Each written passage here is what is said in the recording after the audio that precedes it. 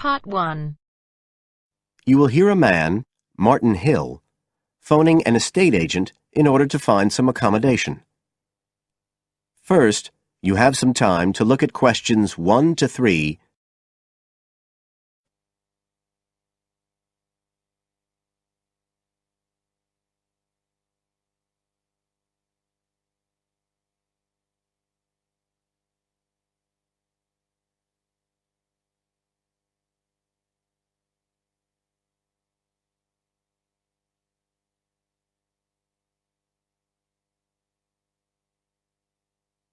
Now we shall begin. You should answer the questions as you listen, because you will not hear the recording a second time. Listen carefully and answer questions 1 to 3.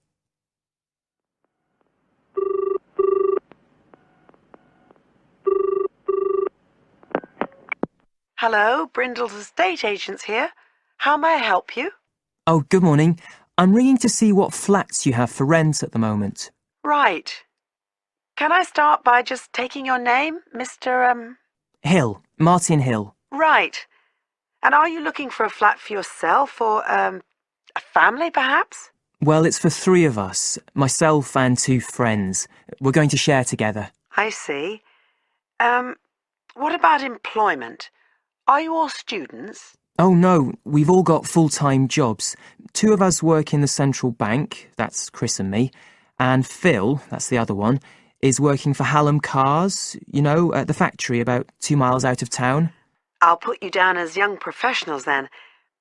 And I suppose you'll be looking for somewhere with 3 bedrooms? Yeah, at least 3. But actually, we'd rather have a 4th room as well, if we can afford it. For friends staying over and stuff. Is that with a living room to share, plus kitchen and bathroom? Yeah, that sounds good. But we must have a bathroom with a shower. We don't mind about having a bath, but the shower's crucial. OK, I'll just key that in. And are you interested in any particular area?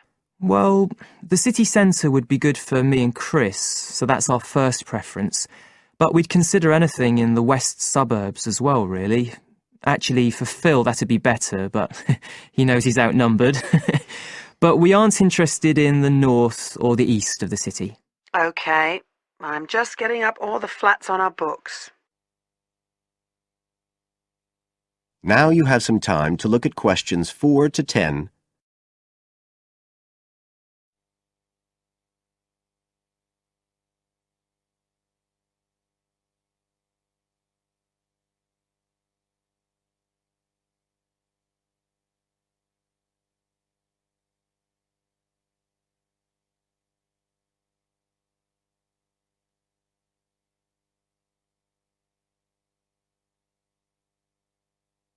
Now listen and answer questions 4 to 10. Just looking at this list here, I'm afraid there are only 2 that might interest you. Do you want the details? OK, let me just grab a pen and some paper. Fire away. This first one I'm looking at is in Bridge Street and very close to the bus station. It's not often that flats in that area come up for rent.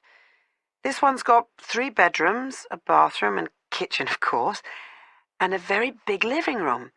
That sounds a good size for you. So what about the rent? How much is it a month? The good news is that it's only £450 a month. Rents in that area usually reach up to £650 a month, but the landlord obviously wants to get a tenant quickly. Yeah, it sounds like a bit of a bargain. What about transport for Phil? Well, there'll be plenty of buses, so no problem for him to use public transport. But unfortunately there isn't a shower in the flat, and that location is likely to be noisy, of course. OK, what about the other place? Let's see.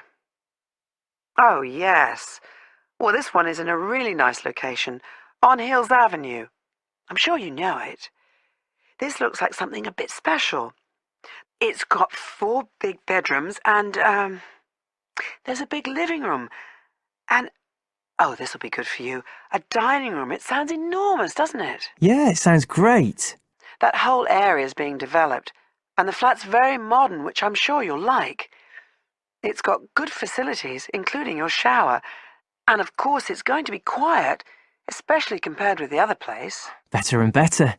But I'll bet it's expensive, especially if it's in that trendy area beside the park. I'm afraid so. They're asking £800 a month for it. Whoa, it sounds a lot more than we can afford. Well, maybe you could get somebody else to move in too. I'll tell you what, give me your address and I can send you all the details and photos, and you can see whether these two are worth a visit. Thanks, that would be really helpful. My address is flat 5.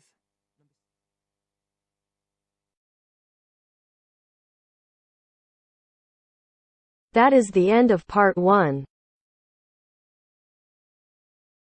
You now have half a minute to check your answers.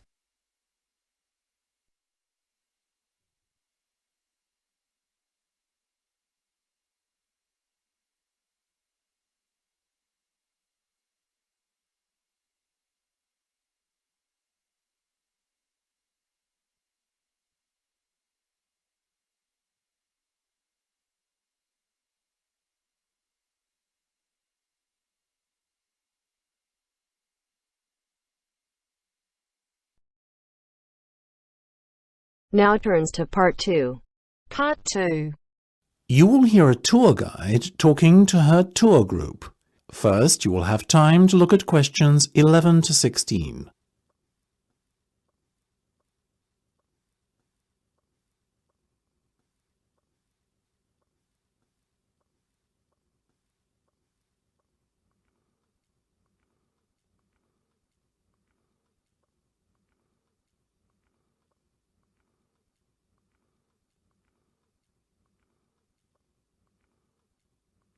Now listen carefully and answer questions 11 to 16.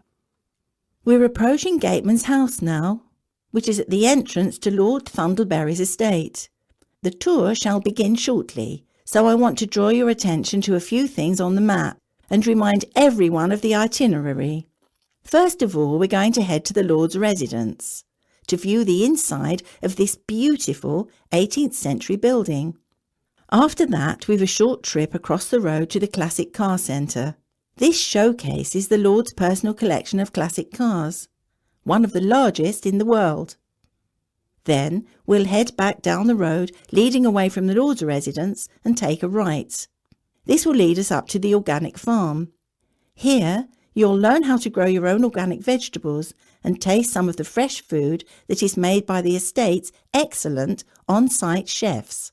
From the organic farm, we'll head to the other side of the main road. You are likely to catch sight of many deer grazing on this part of the estate. On the right-hand side of the road, there's the wine museum that's close to the vineyard you see on the map there.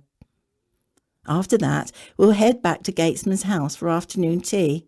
Once we've had some refreshments, we'll jump back onto the bus and drive a little way up the road to the estate library, which is on the right-hand side.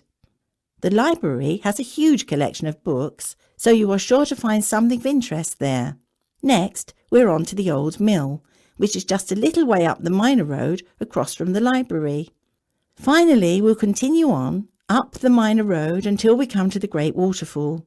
This is a spectacular feature of the estate and one of the largest man-made waterfalls in the British Isles. It won't fail to impress, I can assure you. Before you hear the rest of the discussion, you have some time to look at questions 17 to 20.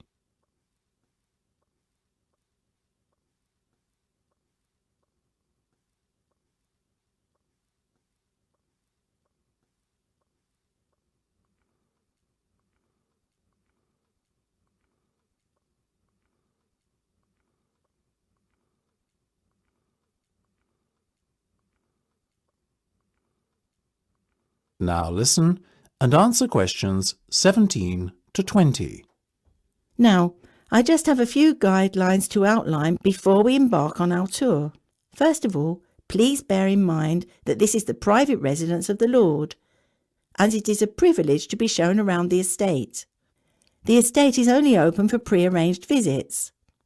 I would ask all of you to be on the best possible conduct and keep noise levels down in consideration of the people who live and work here. This is, after all, a fully functional estate and the main residency of Lord Thundleberry himself. Please refrain from wandering away from the main tour party.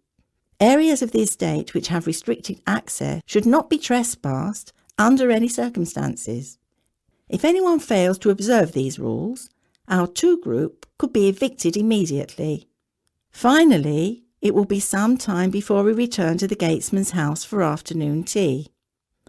So I suggest we set aside a half hour or so to enjoy the packed lunch that the tour organiser provided in the Rose Gardens outside the Lawser residence at around midday. OK. That is the end of part 2. You now have half a minute to check your answers.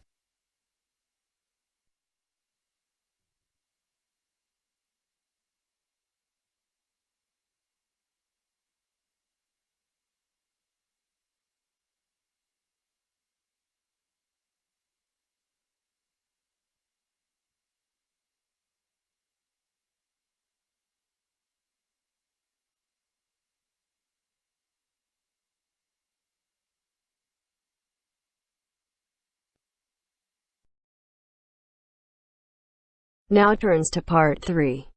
Part 3. You will hear two medical students, Caitlin and Hideki, discussing options for courses. You now have 15 seconds to read questions 21 to 23.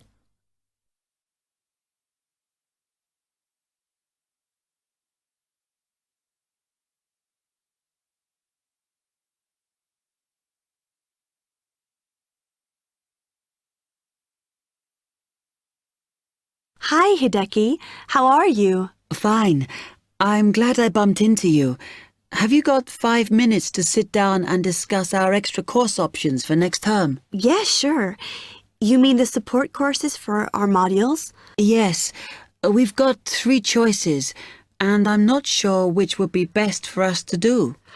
Let's have a look. Yeah, we could do science and ethics.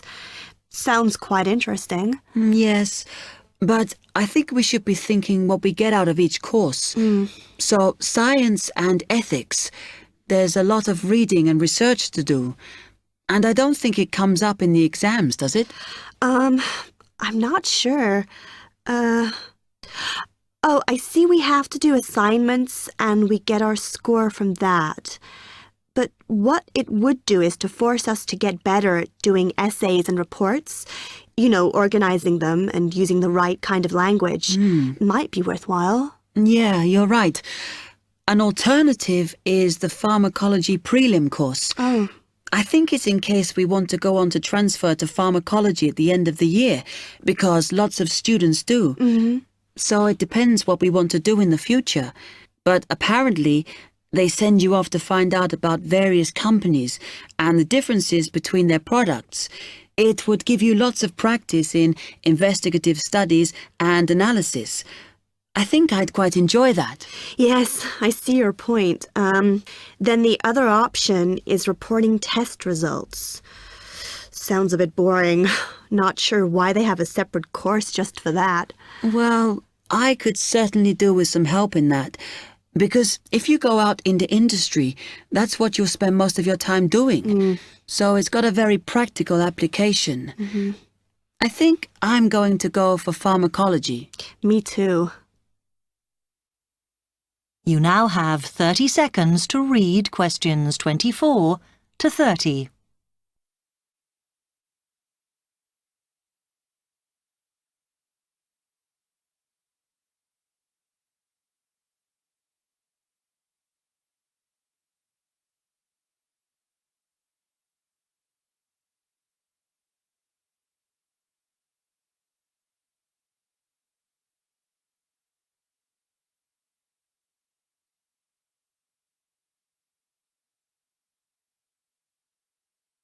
So let's have a look at it in more detail. Oh, goodness. If we do pharmacology, then we have to do a supplementary maths course. Oh no, that's not fair. Mind you, I think I need it. Does that mean we have twice as many lectures? No, this maths is only a short course. The chemistry department are responsible and they do it in the 3rd term. So we've got all next term to settle into the pharmacology bit. I find the tutor makes a real difference. Some of them make chemistry so easy, and some of them I can't understand at all.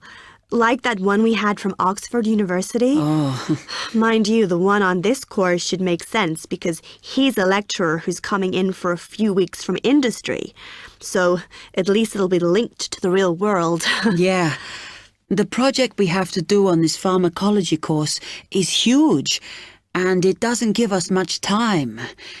We have to make a decision about what we want to do on the project as soon as we start in January, and then hand in our plans before the end of the month. Doesn't give us much time to sort out what's possible or not. I mean, doesn't the scale of our project depend on what resources we can have? Like what equipment we can use? I suppose so, though I think there's plenty available. For example, it says that if we need to do any experiments, then we can use all the equipment in the new lab, as long as we book it. Oh, okay. It's slowly beginning to take shape for me. I think it'll be a good course. I'm just worried that I get enough support to do it. I think you'll be okay. And the tutors are always available if you get stuck. Actually, it says that if you're not sure, then in December, they'll be running 1 or 2 additional seminars. So I might go to those. Actually, what's quite interesting is that at the end of the course, when our project is completed, then we have to do a presentation on it. Oh. I think that's quite good practice. A bit scary, though. Well, it shouldn't be too bad, as they say that we can do it in pairs. Spread the load, as it were. Good. I have done presentations before, but I'm always very nervous. And is the presentation what we're assessed on, then? Let me look. It says that we have an interview and we get a mark for the whole course depending on how well we do in that. Oh, right. Okay.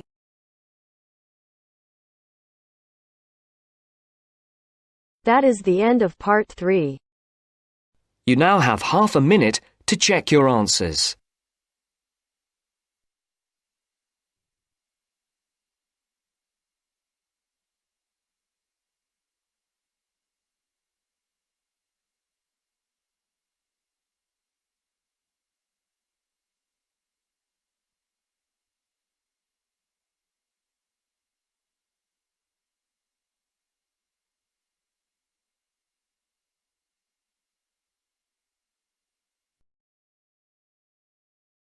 Now turn to Section 4. Test 5, Section 4. You will hear a wildlife expert giving a talk to a group of bird lovers in the UK about a species called the tawny owl. Before you listen, you have some time to look at questions 31 to 40.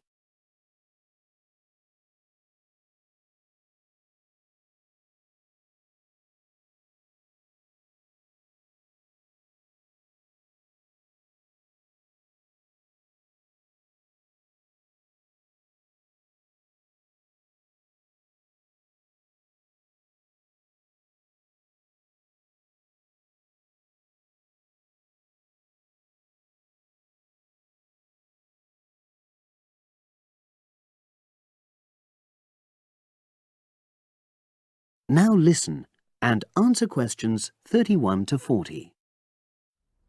Good evening, everyone. You're all likely to be familiar with pictures of the tawny owl. Because of all the owl species in the UK, it's actually the most common one. But the chances are that you're more likely to have heard one than actually seen one, as it's also strongly nocturnal. This means that it normally ventures out at night. So, what kind of habitat does the tawny owl prefer? Well, A survey carried out in the 1980s confirmed that this owl is most likely to be found in woodland. If you look at a map of tawny owl distribution across Britain, you'll only see gaps in the treeless marshy areas of eastern England and in some of the more upland parts of northwest Scotland. However, you can sometimes find populations of tawny owls in urban areas too, either in parks or in large gardens. The tawny owl shows some obvious adaptations to its natural habitat. For example, both its wings and its tail are short, which helps it to maneuver through the trees. Also, the bird's plumage is a mixture of brown and grey, and this provides suitable camouflage for when the owl perches up against a tree trunk. Then there are its large eyes. The tawny owl's visual capacities are considerably better than those of humans, and although it can't see in complete darkness, it's sufficiently well equipped to be able to navigate its way around woodland on all but the most overcast nights. Another factor that contributes to the tawny owl's success as a hunter is its excellent memory of the layout of different areas. If you combine this ability with the owl's strongly territorial and sedentary nature, most populations of tawny owl are sit-and-wait predators, you realise that it has a good opportunity to predict where prey might be found. Finally, as well as having large eyes, the owl's sense of hearing is excellent, and this helps it to locate potential prey as it sits on its perch.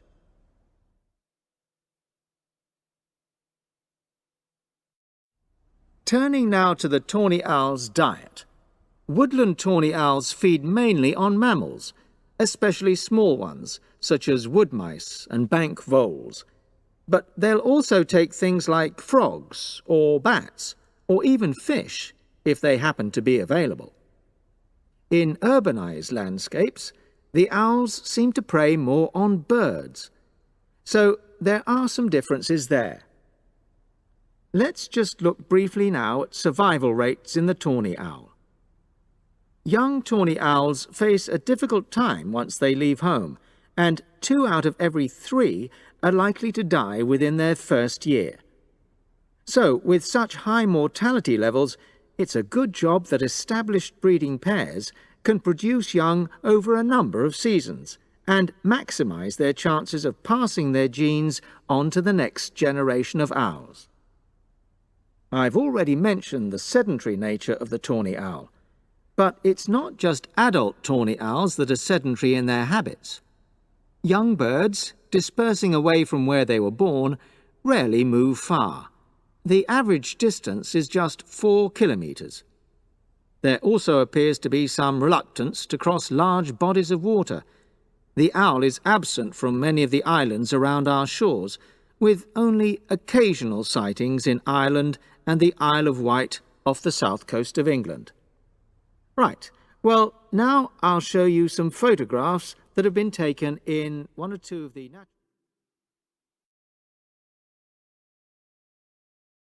That is the end of section 4. You now have half a minute to check your answers.